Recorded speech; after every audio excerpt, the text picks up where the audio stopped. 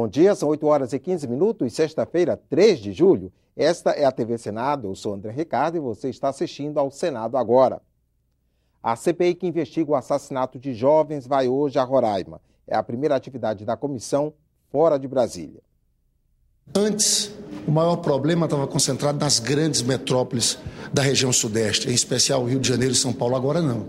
Agora os índices crescem assustadoramente no norte e nordeste. Então a gente vai a Roraima fazer essa escuta, conversar com a governadora de lá, ter uma audiência pública na Assembleia Legislativa, conversar com diversos atores da vida de Roraima para tentar entender o que está acontecendo também naquele estado. A CPI do assassinato de jovens tem visitas agendadas também para o Rio Grande do Norte, a Bahia e o Rio de Janeiro. Chegou ao Senado o último projeto do ajuste fiscal, as mudanças que o governo está fazendo para melhorar as contas públicas.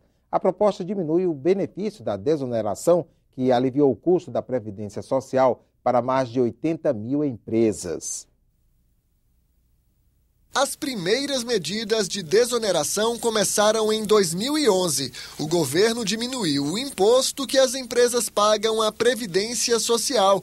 Em vez de calcular o valor da contribuição pela folha de pagamento, a conta passou a ser feita pela Receita Bruta. Mudava a lógica do financiamento para a Previdência Social. Vai na mesma direção da situação das empresas. Quando elas estão bem, elas contribuem mais. Quando elas estão mal, elas contribuem menos. Resultado, a União deixou de arrecadar mais de 21 bilhões de reais só em 2014. Quando as medidas foram implementadas, a expectativa grande era de que essa desoneração da folha revertesse em mais investimentos e mais contratações, e isso geraria um efeito positivo para incrementar a economia.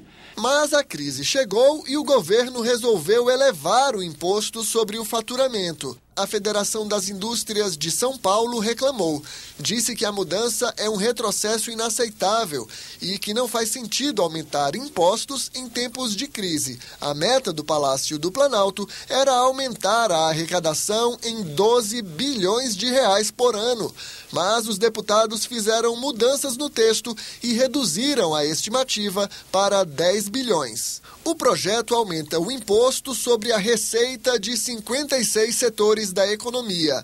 A alíquota menor subiu de 1% para 2,5%. Entram nessa regra fabricantes de brinquedos e comércio varejista. A alíquota mais alta saltou de 2% para 4,5%. Ela incide sobre setor hoteleiro, novas obras na construção civil e empresas de tecnologia da informação.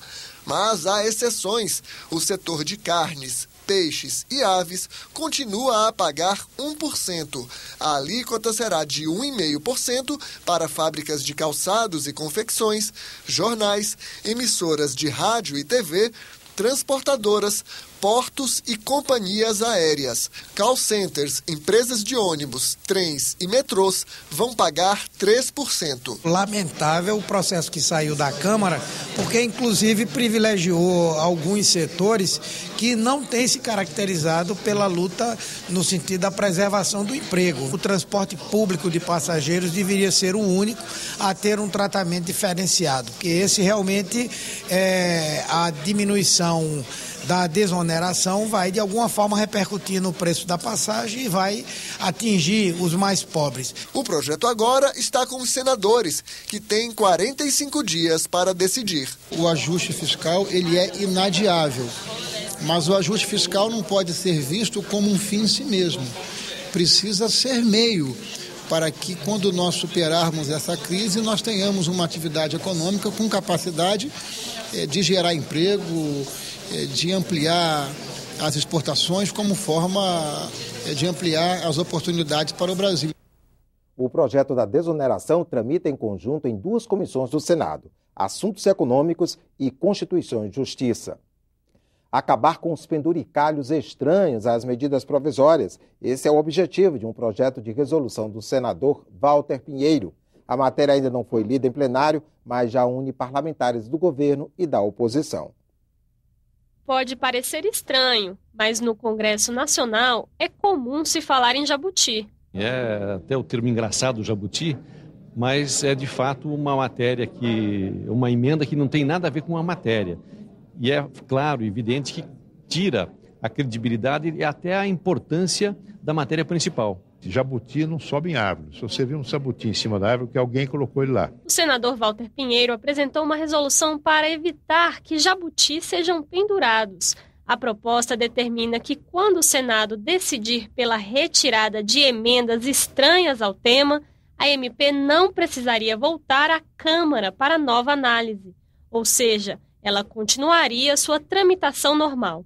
Enfrentado ao longo dos últimos anos um processo, eu diria até crescente, de apreciação de medidas provisórias aqui com restrições, na maioria das vezes até votando essas medidas provisórias com um certo nível de comprometimento do processo posterior. A proposta altera a resolução número 1 de 2002, que organiza o exame das MPs. O texto também determina que o relator não pode apresentar emendas que não sejam do mesmo tema da medida provisória. Se isso acontecer, o presidente da comissão mista pode indeferir a proposição. Em último caso, o presidente da Câmara ou do Senado também pode suprimir o dispositivo estranho. O texto só reforça algo que a Constituição já diz. Nenhuma lei pode conter assuntos estranhos ao tema principal. Então, quando a presidente edita uma medida provisória, ela tem um tema principal, sei lá, tributos sobre automóveis. Não dá para você pendurar nisso jogo de futebol, concurso de Miss ou o que seja. A medida provisória tem um prazo de 120 dias para ser aprovada pelo Congresso. Ela tem prioridade nas votações e tranca a pauta das duas casas depois de 45 dias. Por isso, tudo que é colocado no texto tramita na mesma velocidade. A medida provisória é para tratar de um tema de relevância, para tratar de um tema que tem urgência. Na medida que nós vamos pendurando nessas medidas provisórias diversos temas que às vezes nós não conseguimos aprovar num projeto aqui ou ali acolá, não só vamos desvirtuando o contexto do funcionamento da casa, como também a lei que sai completamente diferente daquilo que a sociedade esperava. Se uma emenda for retirada do texto, o autor ainda pode recorrer se conseguir o apoio de 1/10 dos parlamentares da casa ou então de líderes que representem esse número. O texto do senador Walter Pinheiro ainda precisa ser lido numa sessão do Congresso e aprovado na Câmara e no Senado para começar a valer. O Senado abriu uma enquete para conhecer a opinião da sociedade sobre a proposta de estabelecer em lei regras mais rígidas que garantam melhor governança e transparência às empresas estatais. Você pode responder às 7 perguntas no site senado.leg.br/datasenado. Participe! Na semana que passou, os senadores destrancaram a pauta de votações e aprovaram o reajuste da tabela do imposto de renda. O plenário votou ainda um novo limite para a aposentadoria dos servidores públicos e debateu a exploração do petróleo na camada pré-sal. Trabalho também nas comissões da Reforma Política e do Pacto Federativo. Confira os principais assuntos da semana no Senado. O plenário do Senado aprovou logo no início da semana a medida provisória 670, que atualiza a tabela do imposto de renda. A nova tabela já vinha sendo aplicada desde o mês de abril e prevê reajustes com percentuais de 4,5% a 6,5%, de acordo com a faixa salarial do contribuinte. Ganhos até R$ 1.903,98 por mês ficaram isentos do imposto. Na quarta-feira foi aprovado o projeto de lei complementar que prolonga o limite para a aposentadoria compulsória de servidores públicos de 70 para 75 anos.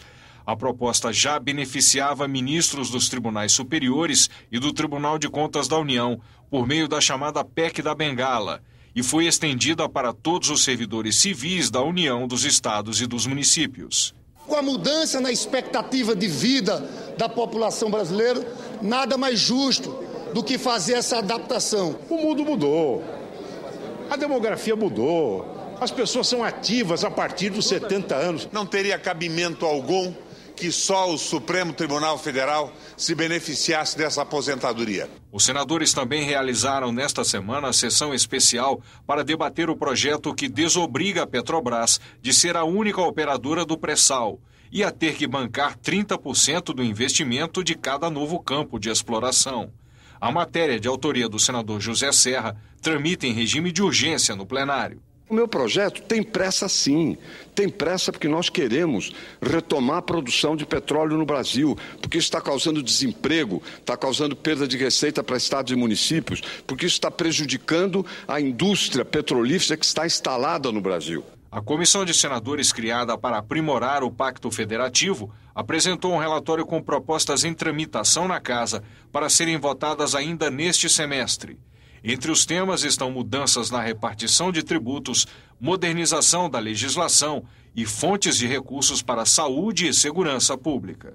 Nós conseguimos dar sequência à primeira proposta de demandas para apreciação pelo plenário, que foi um conjunto de 6 propostas que foram aprovadas aqui pelos relatórios setoriais e aprovadas pela comissão. Eu quero dizer que essas 6 matérias tiveram o apoio da presidência do Senado e o apoio do Colégio de Líderes. Com a expectativa, inclusive, de que essas matérias possam adentrar a pauta do Senado agora, no mês de julho, e até já constarem da pauta, por exemplo, na volta do recesso. A reforma política continua dominando as discussões no Senado.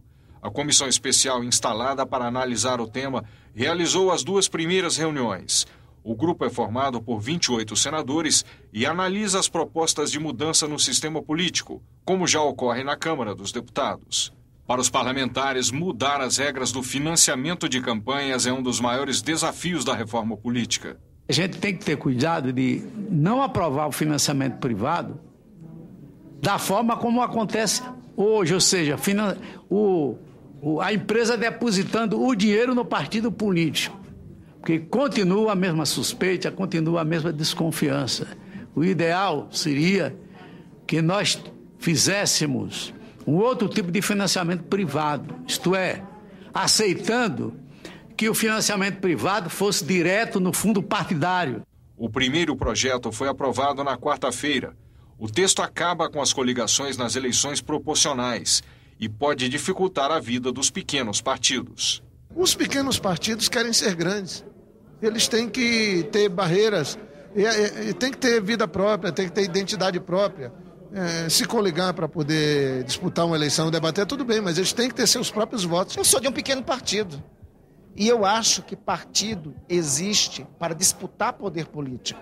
Partido não pode existir para ser sigla de aluguel. Esses foram os principais assuntos que movimentaram o Senado durante a semana.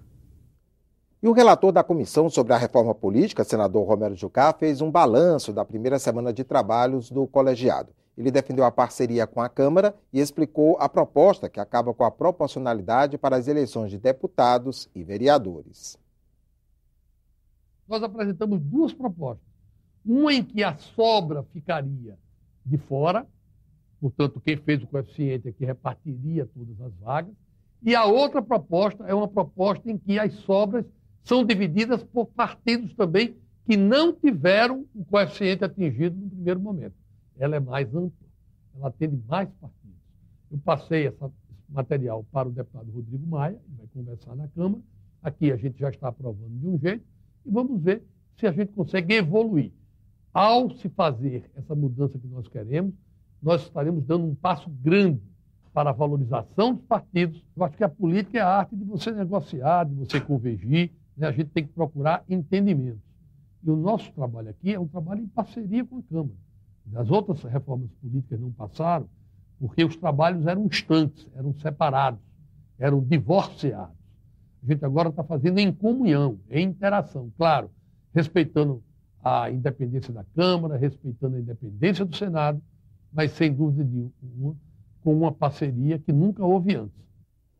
No programa Ecosenado de Julho, que tem estreia neste final de semana, o senador Fernando Bezerra comenta os preparativos do Brasil para a próxima Conferência Internacional do Clima, que acontece em dezembro em Paris. Na entrevista, o senador falou também da crise hídrica e defendeu o aumento na geração de energia solar e eólica como uma das soluções para o problema.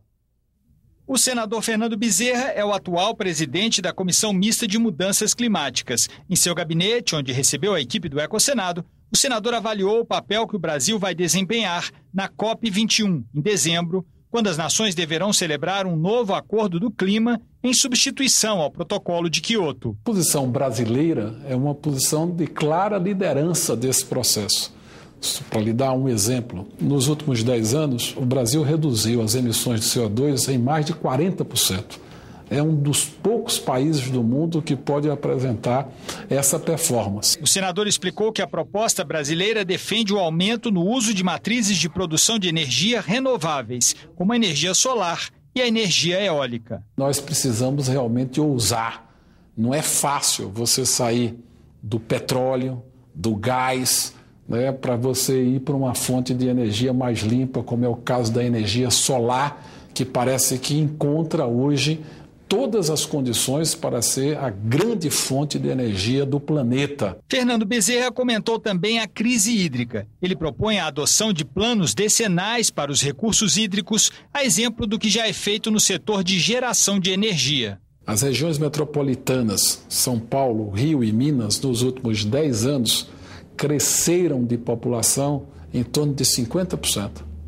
E durante esses 10 anos não se investiu em nenhuma grande barragem para reservar água. Então nós precisamos ter um planejamento do ponto de vista de ofertar água para toda a população brasileira, independente de onde ela viva. E é preciso que a gente tenha esse sentimento de saber planejar. Os recursos nem sempre estão disponíveis, mas se a gente tiver um bom planejamento, a gente sabe o que é prioritário. O programa Ecosenado do mês de julho, com a entrega da entrevista do senador Fernando Bezerra, tem estreia neste sábado às 8 da noite. Será exibido também no domingo às 8h30 da manhã e às 4 da tarde. E de janeiro a junho deste ano, as páginas da Agência Senado e Jornal do Senado na internet receberam cerca de 3.600.000 visitas. Visite também senado.leg.br e fique informado sobre a atividade legislativa do Senado Federal. Ficamos por aqui. Podemos voltar a qualquer momento com outras informações. Enquanto isso, continue com a nossa programação.